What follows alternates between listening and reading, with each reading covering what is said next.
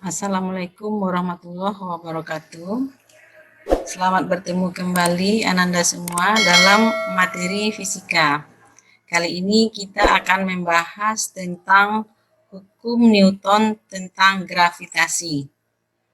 Nah, seperti kita ketahui bahwa semua planet-planet yang ada di alam ini, yang ada di tata surya kita, itu bergerak pada orbitnya. Nah, semua ini tidak lepas daripada gravitasi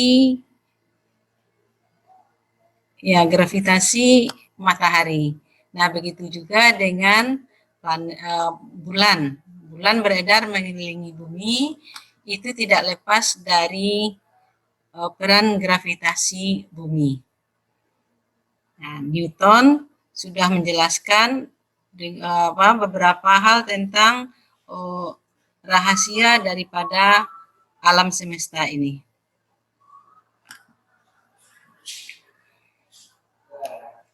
Nah, sekarang kamu perhatikan bahwa di daerah atmosfer bumi yang masih dipengaruhi oleh gravitasi bumi, benda-benda itu pada jatuh menuju ke pusat bumi.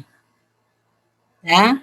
Nah, apakah apel yang jatuh ke pusat bumi atau bumi juga memiliki gaya tarik terhadap apel? Nah, menurut Newton, setiap benda yang jatuh disebabkan karena tarikan bumi. Gaya tarik bumi terhadap benda-benda ini dinamakan dengan gaya gravitasi. Gravitasi adalah gejala yang muncul pada interaksi antara dua benda yang bermassa, yaitu berupa gaya tarik-menarik. Nah, perhatikan gambar berikut ini. Nah, kenapa bulan bisa tetap berada pada peredarannya dalam mengelilingi bumi selama 1 bulan atau 29,3 hari? Bulan itu mengelilingi bumi ada kalanya berada pada titik terjauh dan ada kalanya berada pada titik terdekat bumi. Tapi yang jadi masalah, kenapa bulan itu bisa dia beredar pada orbitnya. Nah, sesuai dengan yang dikatakan Newton, bahwasanya ada gaya tarik yang dialami oleh bulan karena gravitasi bumi. Ya, bulan memiliki gaya tarik terhadap bumi, bulan terhadap bumi, dan bumi pun juga memiliki gaya tarik terhadap bulan.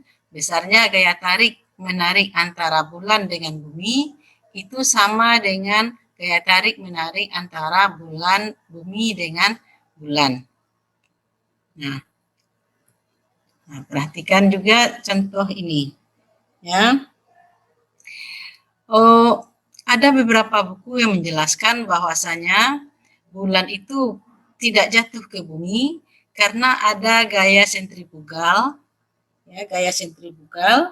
yang arahnya berlawanan dengan gaya gravitasi bumi. Nah, ada gaya sentrifugal yang arahnya berlawanan dengan gravitasi bumi. Gaya sentrifugal ini dimunculkan untuk menjelaskan fakta bahwa bulan tidak jatuh ke bumi. Sebetulnya apakah betul gaya sentrifugal ini yang menyebabkan bulan itu tidak jatuh ke bumi? Nah, sekarang kita analog dengan suatu benda yang berada di atas meja. Benda ini tertahan di atas meja. Ya. Nah, kenapa dia bisa tertahan? Siapa yang menahan dia? Nah, ini disebabkan karena meja ini sendiri. Jadi benda itu tidak jatuh karena ditahan oleh meja. Nah, di sini dimunculkan gaya normal yang arahnya berlawanan dengan gaya berat benda ini. Sehingga sigma gaya secara vertikal ini bernilai 0. Gaya normal ini sengaja dimunculkan untuk menjelaskan bahwasanya benda itu tidak jatuh ke bawah. Nah, sama dengan gaya sentrifugal. Nah, perlu juga diketahui bahwasanya benda-benda yang berada dalam pengaruh atmosfer itu jatuh ke bumi. Tetapi kenapa bulan tidak jatuh? Nah, bulan itu sendiri tidak diam seperti sebuah apel yang jatuh ke bumi, tetapi dia juga bergerak. Nah, kecepatan bulan bergerak itu sekitar 3.700 km per jam mengelilingi bumi. Nah, kecepatan ini sangat sesuai dengan gravitasi bumi, yaitu berkisar 9,8 meter per sekon kuadrat. Jadi karena bulan itu jauh letaknya dari bumi, maka seakan-akan dia diam, tetapi sebetulnya dia bergerak. Nah, arah gerakan ini, kecepatan ini sangat cocok dengan gravitasi bumi. Seandainya kecepatan itu lebih kecil dari yang ada sekarang, maka kemungkinan besar bulan itu akan jatuh ke bumi. Atau sebaliknya, kalau kecepatan itu sangat cepat, ya tidak sesuai dengan gravitasi bumi kita, maka kemungkinan bulan ini akan lepas dari orbitnya. Jadi kecepatan yang sesuai itulah yang menyebabkan bahwasanya bulan itu bergerak mengelilingi bumi dalam garis edarnya. Nah, jadi sebetulnya peran gravitasi di sini sangat besar. Ya, jadi gaya sentrifugal itu sengaja dimunculkan untuk menjelaskan fakta bahwasanya bulan itu tidak jatuh ke bumi. Nah, sekarang menurut hukum gravitasi universal Newton, bahwa benda-benda di alam semesta saling tarik-menarik dengan gaya yang berbanding lurus dengan masanya. Di gaya tarik-menariknya itu lebih berbanding lurus dengan masanya. Massa M1, M2, dan berbanding terbalik dengan R kuadrat, jarak kedua benda itu. Nah, seperti ini, M1 dengan M2 itu saling tarik-menarik. Ada gaya tarik masing-masingnya. Yang satu ini F21 dan ini adalah F12. Ini benda 1 ditarik oleh benda 2, ini benda 2 ditarik oleh benda 1. Nah, besar gaya ini sama besar dan berlawanan arah. Jadi sama besar dan berlawanan arah. Nah, sebelum kita membahas tentang gravitasi bumi dan gaya gravitasi bumi lebih rinci, ada baiknya kita lihat aturan vektor. Yang pertama, apabila dua buah vektor searah seperti ini, maka resultannya adalah F1 tambah F2. Kalau vektor itu berlawanan arah, maka resultannya adalah F1 kurang F2. Atau dua buah vektor membentuk sudut, theta, maka resultannya adalah akar F1 kuadrat tambah F2 kuadrat tambah 2 F1 F2 cos theta. Contoh soal. Dua benda masing-masing bermassa 4 kg dan 5 kg berjarak 1 cm satu sama lainnya. Berapakah gaya tarik-menarik antara keduanya? Nah, kita lihat F sama dengan G M1 M2 per R kuadrat.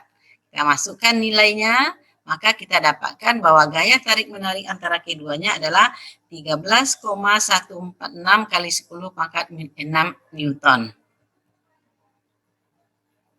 Nah, karena gaya itu adalah besaran vektor, maka kita harus mencari sesuatunya berdasarkan vektor. Misalnya, pada jarak berapa dari bumi besar gravitasi antara bumi dan bulan bernilai 0? Nah, pada jarak berapa sehingga gravitasi antara bumi dan bulan itu bernilai 0?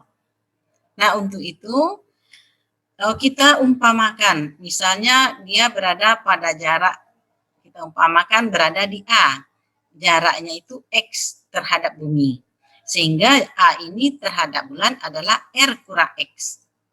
Nah, kita lihat pada A ini berlaku ya gaya. Ya, di alam A ini mengalami dua gaya. Yang pertama, gaya tarik menarik dengan bumi yang merah. Kemudian yang hijau ini adalah gaya tarik menarik dengan bulan. Nah, ini sama nilainya tapi berlawanan arah. Ini juga sama nilainya, tapi berlawanan arah. Nah, yang kita ambil adalah yang dialami oleh benda A. Nah, sehingga kita dapatkan bahwasanya F bumi dengan A, F bumi dengan A, ya, itu sama F bumi dengan A, dan ini F bumi dengan A. Ini F bulan dengan A. Sebentar. Yang hijau ini F bulan dengan A. Kemudian ini F bumi dengan A. Nah, dari gambar vektor ini kita dapatkan dia saling meniadakan, sehingga berlaku F bulan A kurang F bumi A itu bernilai 0. Sehingga F bulan A sama dengan F bumi A. Nah, kalau kita masukkan nilainya, G kali massa bumi dikali massa A per X kuadrat. Karena jaraknya ini kita umpamakan X. Kemudian pada bulan dan A, massa bulan kali massa A dibagi dengan R kurang X kuadrat. Nah, nilai-nilai yang sama kita tiadakan. Misalnya G kanan ada, kiri ada. Kemudian massa A di kanan juga ada. Jadi kita tiadakan. Sehingga menjadi seperti ini, massa bumi per X kuadrat sama dengan massa bulan per R kurang X kuadrat. Kalau kita sekali silangkan, massa bumi kali R kurang X dikuadratkan sama dengan massa bulan kali X kuadrat. Sehingga kita dapatkan perbandingan massa bumi dan massa bulan adalah X per R kurang X kuadrat. Nah, kita masukkan angkanya. Massa bumi itu 5,97 kali 10 pangkat 24 kg. Massa bulan itu 7,35 kali 10 pangkat 24 kg. Sama dengan X per 3. 3,84 kali 10 pangkat 8. Ini adalah jarak bumi dengan bulan. Dikurang X. Ya, sehingga kita dapatkan nilainya X itu adalah 3,456 kali 10 pangkat 8 meter. X adalah jarak A terhadap bumi. Nah, sehingga jarak A terhadap bulan R kurang X bernilai 38,4 juta meter. Nah, contoh ketiga, perhatikan gambar di bawah ini. Apabila partikel M tidak mengalami gaya gravitasi, maka nilai X per Y adalah X per Y. Tidak mengalami gaya gravitasi. Ini mengandung arti bahwasanya pada titik M itu gravitasinya bernilai 0. Ya, kita uraikan dulu gaya-gaya yang bekerja pada M. Yang ke kiri itu adalah gaya yang disebabkan oleh 2M. Dan yang ke kanan adalah gaya yang disebabkan oleh 9M. Sehingga kita dapatkan F23 ya dikurang F21 sama dengan 0. Sehingga F23 sama dengan F21. Nah, F itu adalah G M2 M3 per Y kuadrat dan G M2 M1 per X kuadrat. Nah, sehingga kita samakan yang sama kita coret G M2 sehingga dapat M3 per Y kuadrat sama dengan M1 per X kuadrat. Nah, sehingga X kuadrat per Y kuadrat sama dengan M1 per M3 sama dengan 2 per 9. Maka X per Y adalah akar 2 per 9 atau akar 2 per 3.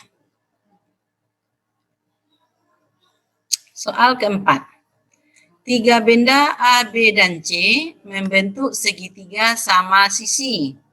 Nah, ingat sama sisi berarti sudut-sudut mereka ini adalah sama, yaitu 60. Karena sebuah segitiga memiliki sudut sebanyak 180. Nah, tentukanlah besar gravitasi pada benda B. Nah, lihat benda B ini dipengaruhi oleh benda A dan dipengaruhi oleh benda C. Nah, ketika B dipengaruhi oleh benda A, maka berlaku GMB MA per RBA kuadrat sama dengan 3G kali 3G Newton. Kemudian benda B juga dipengaruhi oleh C. Nah, kita masukkan nilainya sehingga kita dapatkan BC itu adalah 6G Newton. Nah, ini bentuknya. Ini yang 6G Newton dan ini yang 3G Newton. Kemudian kita satukan sehingga kita dapatkan inilah yang FB. Nah, FB ini menurut aturan vektor adalah akar dari FBA kuadrat ditambah FBC kuadrat ditambah 2 FBA FBC cos 60. Nah, ini 60 sehingga semuanya berjumlah 180. Nah, sehingga kita dapatkan nilainya seperti ini ya. Maka nilai FB itu adalah 3G akar 7 Newton. Kita masukkan nilainya, kita ambil aturan ketiga daripada aturan vektor. Ya, kita dapatkan FB ini ternyata 3G akar 7 Newton. Nah, sekarang kamu perhatikan contoh soal kelima. 3 benda bermasa M1, M2, M3, 2, M4, dan 6 berada pada sudut-sudut segitiga seperti gambar. Nah, lihat nih gambarnya. Ini adalah O, kemudian ini M3. M3 ini berada pada koordinat min 4,0 ya, ke kiri.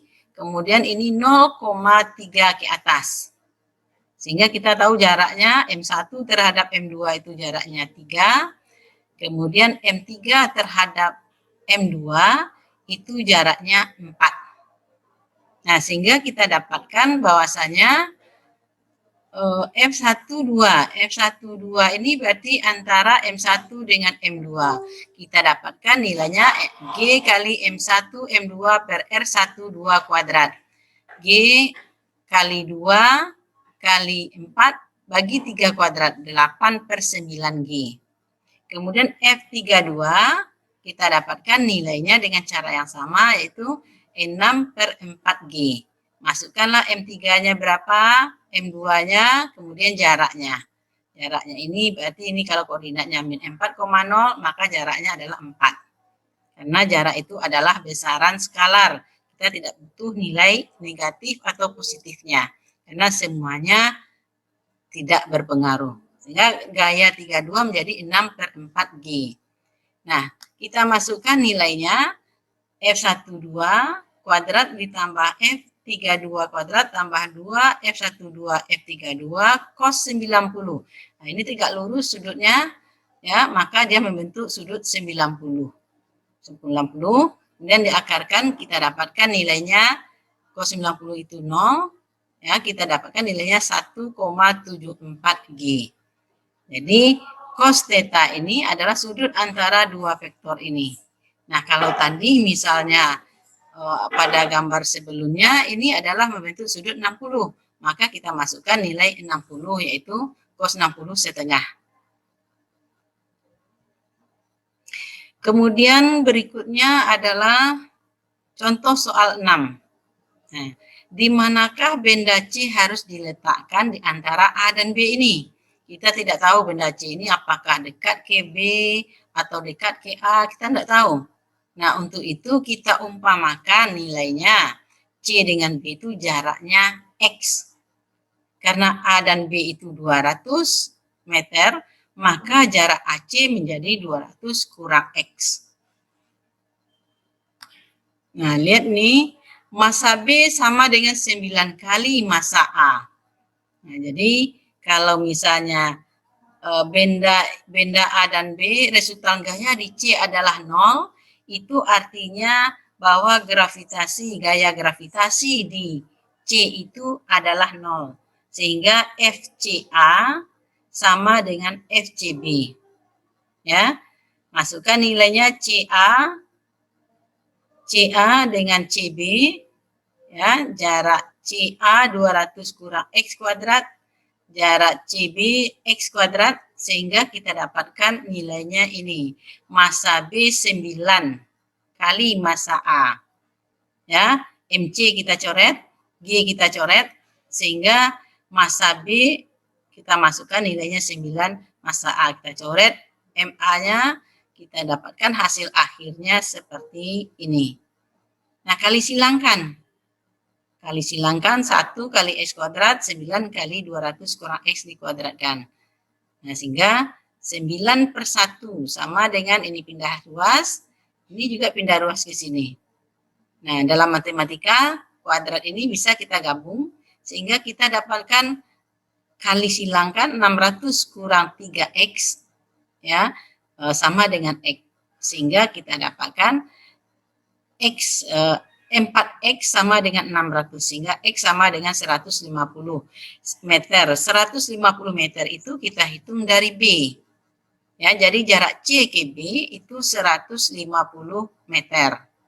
Sedangkan jarak A ke C itu 200 kurang 150 sama dengan 50 meter dari A.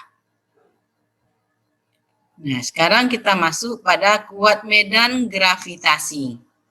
Ya, kuat medan gravitasi atau G adalah besarnya gaya gravitasi tiap satuan massa benda yang mengalami gaya gravitasi tersebut. Kuat medan gravitasi disebut juga sebagai percepatan gravitasi. Nah, jadi G itu adalah F per M. F itu adalah gaya tarik-menarik, ya, gaya gravitasi Newton. Sehingga masukkan G M kali M per R kuadrat dibagi M.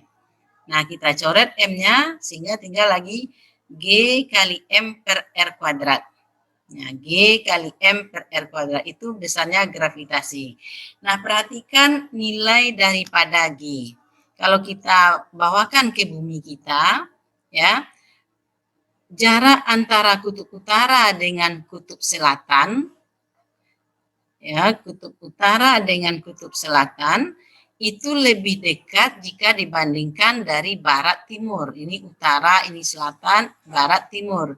Ini terjadi karena bumi kita berputar, ya, dengan kecepatan di khatulistiwa itu 1667 km per jam. Nah, ini menyebabkan terjadi penggelembungan di khatulistiwa. Nah, sehingga efeknya jarak barat dan timur di khatulistiwa itu lebih besar jika dibandingkan dengan jarak utara selatan. Nah, otomatis jari-jari bumi dari pusat bumi ke utara atau dari pusat bumi ke selatan itu lebih kecil jika dibandingkan dengan dari pusat bumi ke barat atau dari pusat bumi ke timur. Nah, ini lebih kecil. Sehingga jika R-nya kecil, ya, jari-jarinya kecil, maka gravitasinya besar. Jadi gravitasi bumi di kutub itu lebih besar jika dibandingkan dengan gravitasi bumi di khatulistiwa. Nah, jadi kalau kita masukkan nilainya, ya, nilai daripada R jari bumi ini secara rata-ratanya, kemudian gaya gravitasi Newton, massa bumi, maka nilai G itu rata-rata di bumi adalah 9,8 meter per sekon kuadrat. Atau kalau tidak dinyatakan di dalam soal, maka nilai itu kita anggap 10 meter per sekon kuadrat.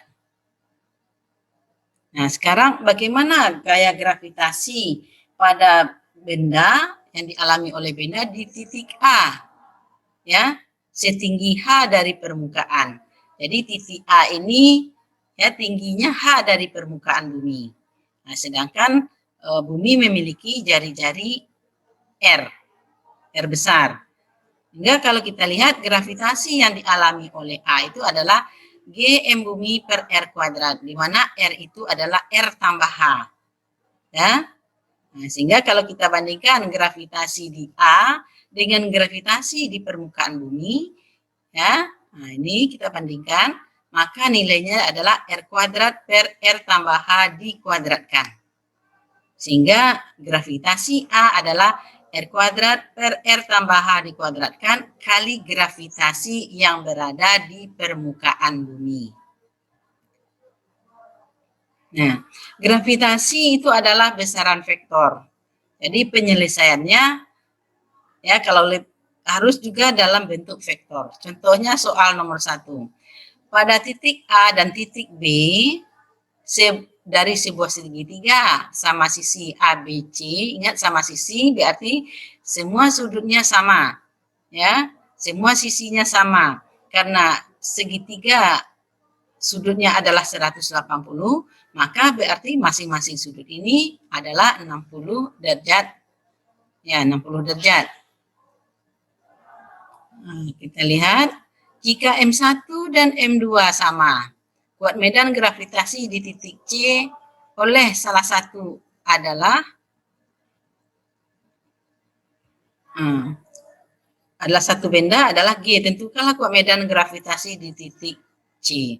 Karena data-data M1 dengan M2 itu sama dan gravitasi yang dialami titik C itu adalah G, berarti terhadap B juga G. Nah, kalau kita gabungkan dia, maka gravitasi yang dialami oleh titik C karena benda A dan benda B adalah akar G1 kuadrat ditambah G2 kuadrat tambah 2G1 G2 cos 60. Nah, ini 60. Ya, karena dia segitiga sama sisi. Nah, kita dapatkan nilainya seperti ini. Ya. Nah, berarti ada 3G kuadrat. G-nya kita keluarkan menjadi G akar 3. Kemudian contoh soal kedua. Percepatan gravitasi pada suatu tempat di permukaan bumi adalah 10 meter per sekon kuadrat. Tentukanlah percepatan gravitasi di tempat yang memiliki ketinggian R dari permukaan. Jadi ketinggiannya R dari permukaan, maka dari pusat menjadi 2R. Hingga gravitasinya adalah, kita lihat, gravitasinya adalah G per R. Contoh 4, contoh 3 nih. G kali R per R tambah H dikuadratkan sehingga menjadi G kali R per 2R dikuadratkan sama dengan 1/4 G atau 0,25 G. Nah, contoh 3. Sebuah tempat di udara di atas permukaan bumi memiliki percepatan 1/16 G dengan G sama dengan percepatan gravitasi di permukaan bumi. Jika bumi dianggap bulat sempurna dengan jari-jari R, berapakah jarak tempuh tersebut dari permukaan? Nah, ingat G di sini ya sama dengan 1/16 G. Sama dengan, nah ini rumusnya tadi, R kuadrat per R tambah H dikuadratkan kali G. Nah, karena H-nya itu sama dengan R, H-nya, H yang dicari, 1/16. Kita coret G-nya, tinggal lagi R per R tambah H dikuadratkan. Nah, menghilangkan A kuadrat, ini harus diakarkan, sehingga 1/4 menjadi sama dengan R tambah H. Nah, kita lihat 4R kali silangkan sama dengan R tambah H. Sehingga H sama dengan 3R. Sekarang kita lihat contoh soal keempat. Suatu planet X mempunyai massa A kali massa bumi dan jari-jari B kali jari-jari bumi. Berat suatu benda di planet X dibandingkan beratnya di bumi adalah, berat itu adalah M kali G. Ya, massa di planet X kali GX dibagi dengan massa di bumi kali G bumi. Nah, massa X adalah A massa bumi. Ya. Nah, kemudian GX per GH masukkan sehingga kita coret M buminya dapat A per GX per GB. GX per GB, ini GMB per X kuadrat. GMB per, ini GMX per RX kuadrat. Ini GMB per RB kuadrat. Ini MX ya, MX. Nah, sekarang kita lihat berat benda di planet X dibandingkan dengan planet bumi. Nah, berarti ini naik ke atas.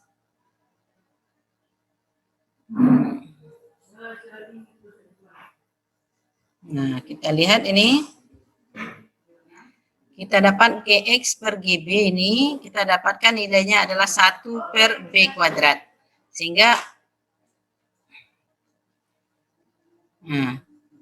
Sehingga kalau kita lihat Wx per Wb sama dengan A Gx per GB 1 per B kuadrat. Sama dengan A per B kuadrat. Ini sama dengan, ya, ini sama dengan ini. Bukan kurang, sama dengan. Nah, sekarang kita lihat contoh 5. Perbandingan antara massa planet A dan B adalah 7 berbanding 8. Sehingga MA sama dengan 7 per 8 MB. Sedangkan perbandingan jari-jari kedua planet adalah 3 per 4. Sehingga RA adalah 3 per 4 RB. Karena RA per RB 3 per 4. Maka GA per GB, nah kita masukkan nilainya, adalah MA kali RB kuadrat per MB kali RA kuadrat. Nah, kalau kita masukkan nilainya, MA-nya 7 per 8 MB, kemudian RB kuadrat, kemudian MB, ya, MB kali RA kuadrat. RA itu adalah 3 per 4 dikuadratkan 9 per 16 RB kuadrat. Kita coret MB dan RB-nya, maka kita dapatkan 14 per 9. Di perbandingan antara percepatan gravitasi di planet A dan planet B adalah 14 berbanding 9. Nah, sekarang kita lihat untuk apa sebetulnya aplikasi hukum gravitasi Newton ini. Yang pertama adalah untuk menghitung massa matahari. Kita tidak mungkin menimbang matahari karena tidak ada timbangan yang melebihi besarnya dari matahari. Maka kita bisa menggunakan hukum gravitasi Newton untuk menghitung massa matahari. Yang kedua juga bisa menghitung massa bumi. Yang ketiga, menentukan kecepatan orbit satelit dekat dengan permukaan bumi itu berapa orbitnya. Berapa kecepatannya saat satelit itu dekat dengan bumi. Nah, kalau satelit itu jauh dari bumi, berapa pula kecepatannya? Itu bisa kita hitung dengan menggunakan hukum gravitasi Newton. Nah, untuk lebih lengkapnya, supaya bisa kamu lebih memahaminya, maka kerjakanlah tugas-tugas berikut ini. Tugas pertama, sebuah benda di permukaan bumi memiliki berat 100 Newton. Kemudian benda tersebut dibawa ke sebuah planet yang mempunyai massa 10 kali massa bumi. Berapakah berat benda di permukaan planet itu? Hitunglah gaya gravitasi budi yang massanya 60 kg dan ani yang massanya 50 kg yang terpisah sejauh 1 meter. Nah, jadi antara kamu dengan teman juga memiliki gaya gravitasi. Kemudian yang ketiga, tentukanlah massa sebuah benda yang berada di permukaan bumi dan mengalami gravitasi 24,4 Newton. Dengan catatan kita ambil nilai G sama dengan 9,8 meter per sekon kuadrat. Yang keempat, berapakah gaya gravitasi yang dialami seorang pendaki gunung yang bermassa 60 kg pada ketinggian 3000 km? Berat dino di permukaan bumi adalah 689. Kalau G kita ambil 9,8. Jika Dino pergi ke sebuah planet yang massanya 300 kali, ini Dino ya, Dino massa bumi dan jari-jarinya 10 kali jari-jari bumi, hitunglah berat Dino di permukaan planet tersebut. Ini Dino ya, jika Dino pergi ke sebuah planet. Yang keenam, sebuah planet memiliki jari-jari 2 kali jari-jari bumi dan massanya 2 kali massa bumi. Berapakah percepatan gravitasi di permukaan planet tersebut? Ya, hanya itu yang bisa kita sampaikan. Nah, selamat mengerjakan tugas-tugas dengan sebaik-baiknya. dan pahamilah materi-materi ini dengan baik, karena setiap yang kita lakukan, kita pahami, maka kita akan bergairah untuk menyelesaikan soal-soal berikutnya. Ya, terima kasih atas perhatiannya. Assalamualaikum warahmatullahi wabarakatuh.